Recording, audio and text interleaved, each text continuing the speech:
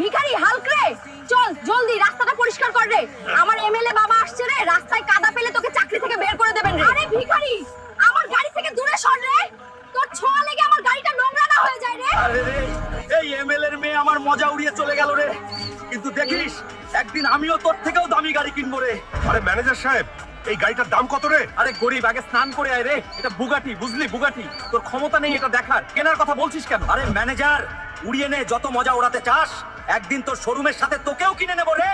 আরে ইয়ার, এখন আমি এত টাকা কোথা থেকে আনবো রে, যা দিয়ে দামি গাড়ি আর নিজের স্বপ্ন পূরণ করতে পারবো রে? এসো এসো, জাগ্গু দাদাকে হারাও আর জিতে নাও 700 কোটি টাকা। কি রে, 700 কোটি?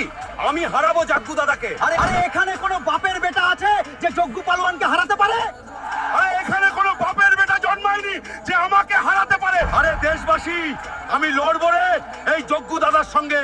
তোমরা শুধু লাইক আর